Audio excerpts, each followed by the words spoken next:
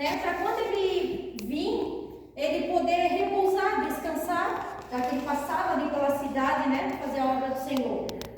E assim o marido dela, né? Concordou. Então eles construíram ali um quartinho e toda vez que Eliseu passava pela cidade, Eliseu pousava, né? Na casa de Sunamita.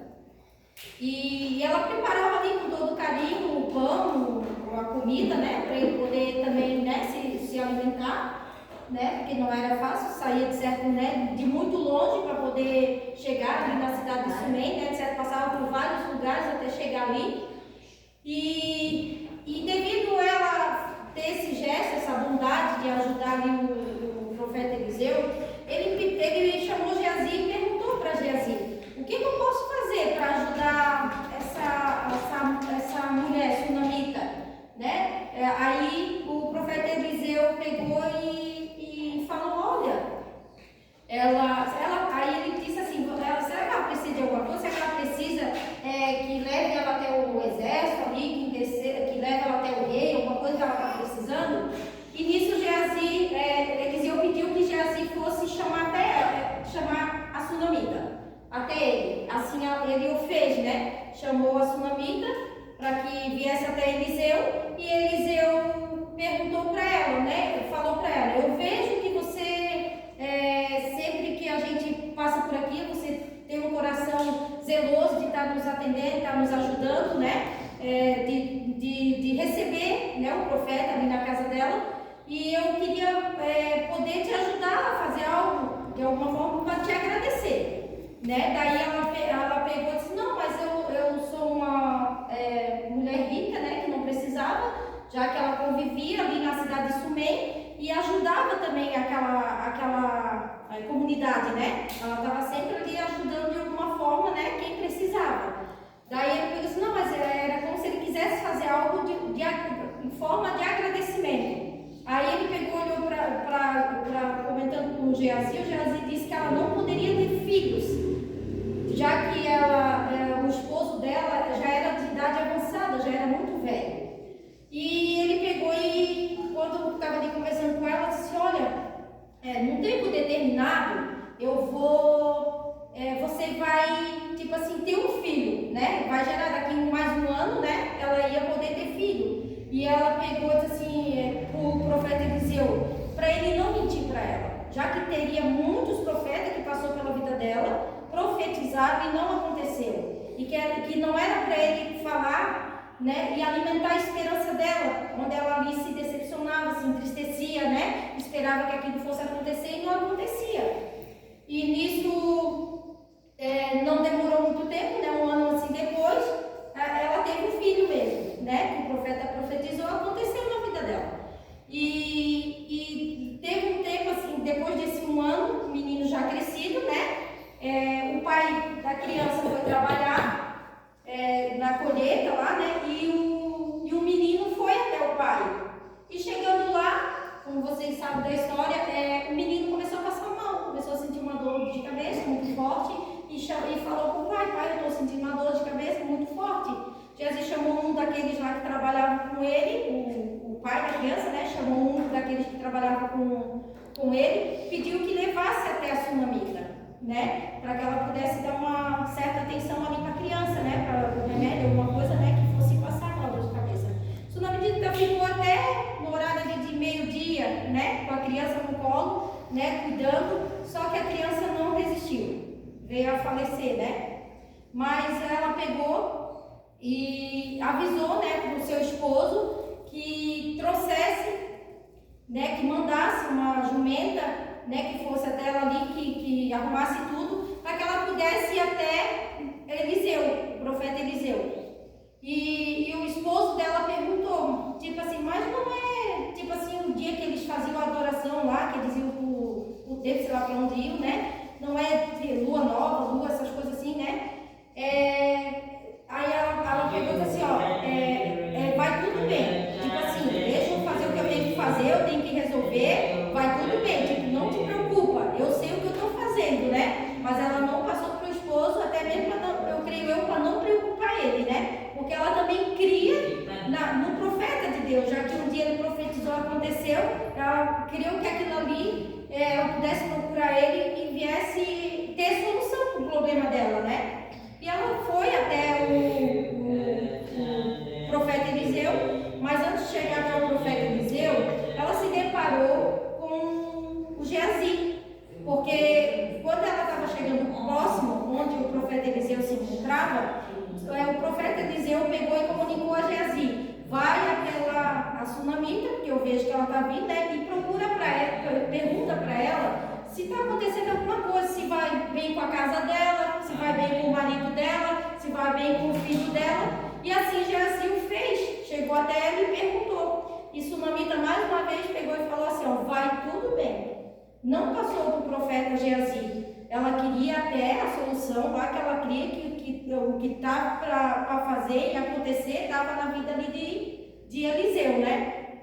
E ela pegou e foi, e o Geazi tentou até impedir que ela chegasse até Eliseu. Mas o Eliseu, vendo que ela estava aflita, angustiada, com amargura de alma, ela pegou e falou para Geazi: deixa, porque você não vê que ela está aflita, que ela está amargurada, né? E daí ela pegou e Eliseu, né, perguntou para ela, né, o que faz aqui? O que a senhora vem, né, de tão longe aqui me procurar até mim? E sunamita falou: por acaso eu te pedi, tipo um filho, né? Eu te pedi? Aí ela pegou e pediu que ele fosse, né, até na casa dela, que pudesse estar orando, né, pelo filho dela, já que o filho dela estava morto. Só que para ir até chegar lá, ele pediu que Geazi pegasse o cajado, fosse até a casa de sunamita e colocasse o cajado em cima da criança. Mas chegando lá, ele foi na frente, né? E os dois foram de trás, né? Aí chegando lá, Geazi fez o que ele pediu para fazer, que colocasse o cajado sobre a criança, mas a criança não se mexeu, não respirou, não teve movimento nenhum. Aí ele foi de novo até Eliseu e disse para Eliseu: a criança não se mexeu. A criança não se mexeu. Nisso, Eliseu, que já estava a caminho, chegou lá, pediu que todos se retirassem assim e entrou no quarto. Entrou no quarto e foi orar pela criança, né? Foi orar pela criança, depois saiu ali do quarto, deu uma volta, depois voltou e fez de novo o que ele fez ali no início, né?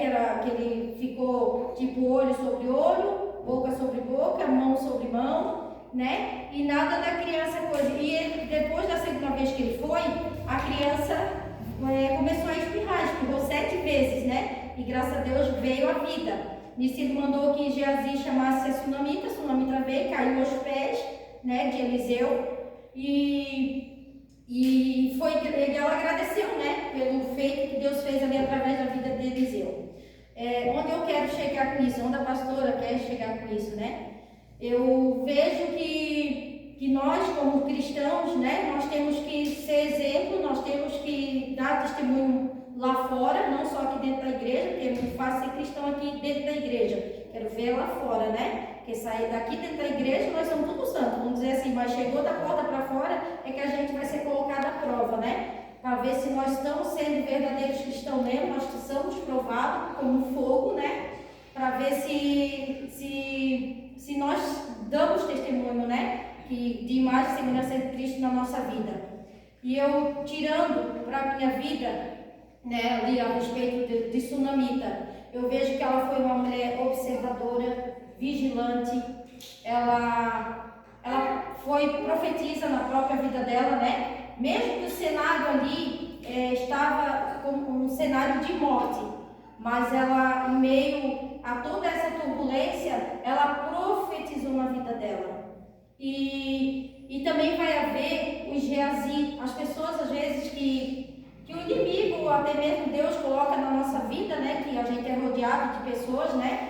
Mas que às vezes só querem saber do nosso problema, que nem Geazi foi ali saber, mas ela sabia que não ia poder fazer nada por ele naquele momento, né?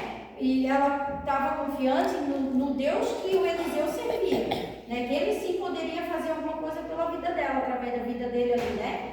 E ela profetizou, mesmo sendo um cenário de morte, ela creu na promessa do Senhor, né? Que foi Deus que deu, né? Como que Deus ia tirar, né? Aquele bem precioso que ela não pediu.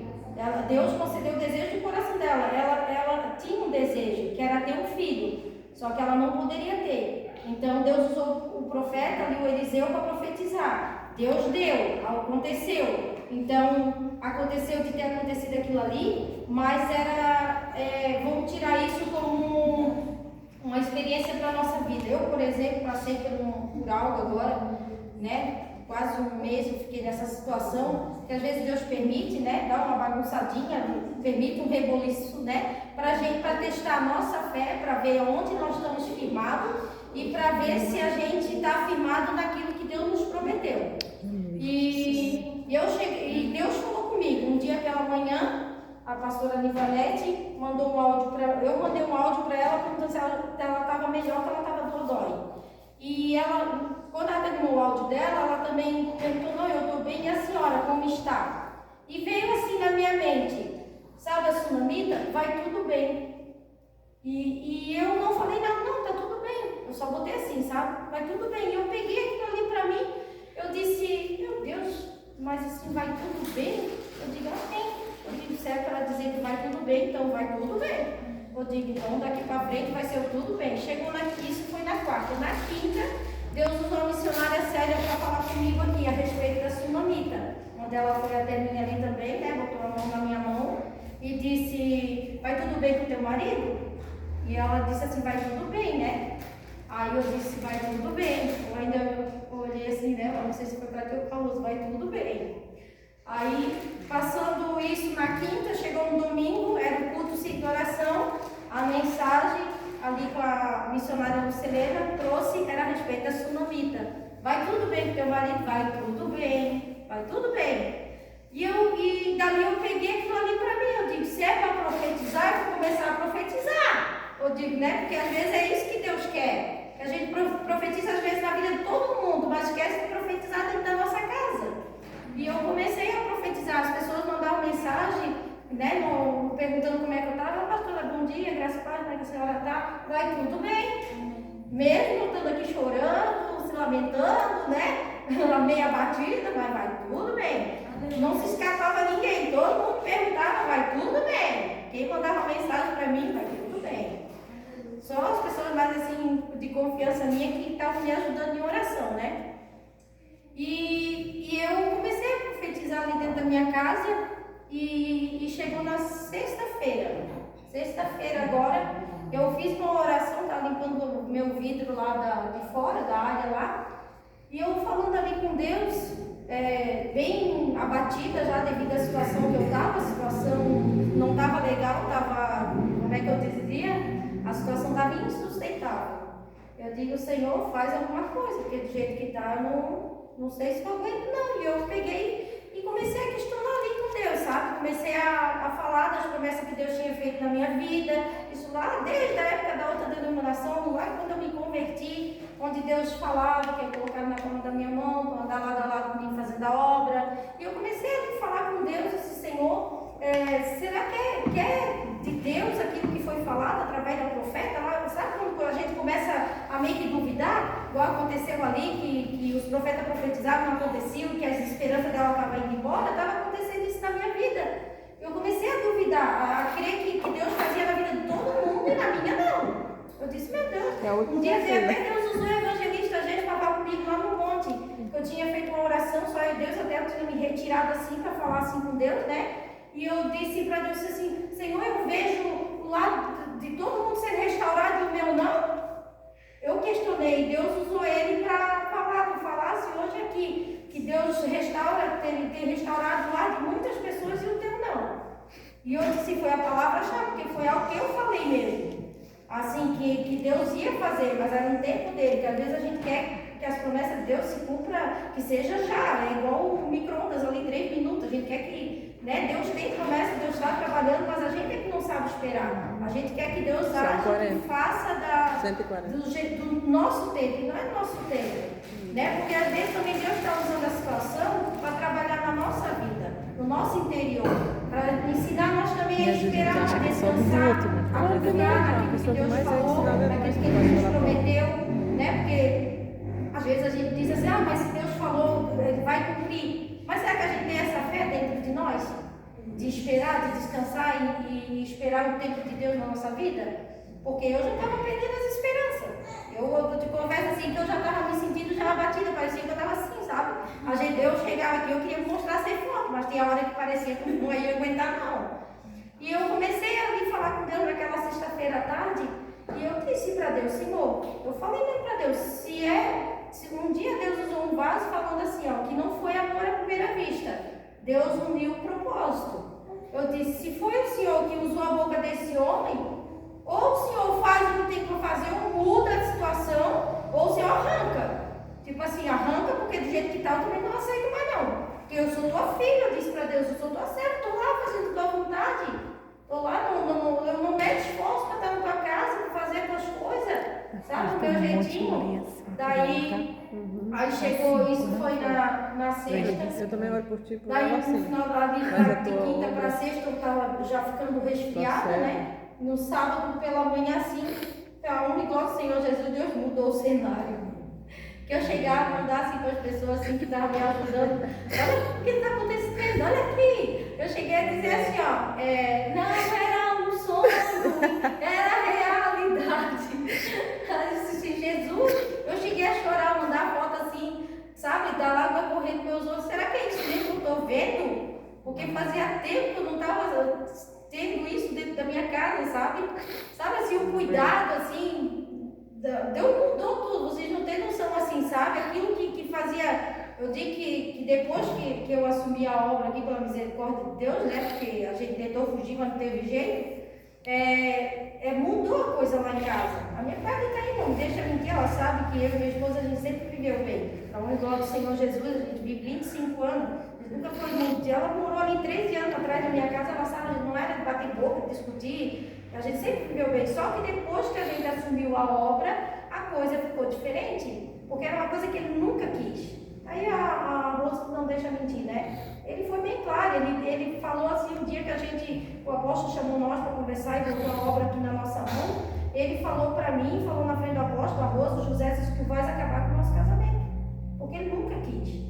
Entendeu? Então assim, eu faço por amor, mas ele sempre faz, vocês me ajudam em oração. Não é porque ele quer agir assim, é porque ele não foi criado, né?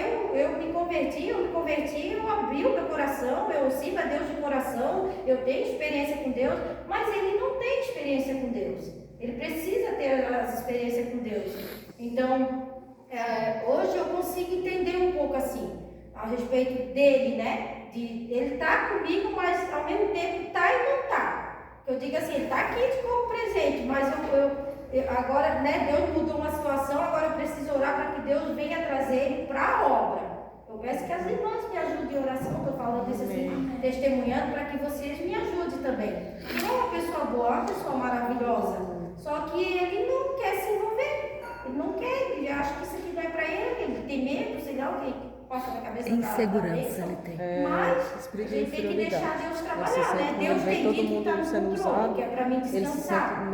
Mas como eu disse para vocês, não é fácil. Muito, mas Deus já disse. Graças a Deus ainda que Deus colocou, né, pessoas do meu lado, que estão junto comigo, que me respeitam, né, que estão ali para que der e viejam comigo, que abraçam a causa, né, estão junto comigo nessa obra, porque senão eu não sei se eu aguentaria, mas eu não sei. Então, para a honra e glória do Senhor Jesus, né? Eu quero só falando a respeito desse nome, como eu disse, para dizer, né, que a gente tem que confiar, tem que crer, né, e acreditar que Deus pode todas as coisas. Quando a gente está no nosso limite, Deus vai lá e mostra, agora eu vou entrar. E outra coisa assim, ó, é a gente colocar na mão de Deus e descansar, não pedir a misericórdia, porque quem sabe eu, de alguma forma, eu colocava na mão de Deus e tirava, não tinha como Deus trabalhar.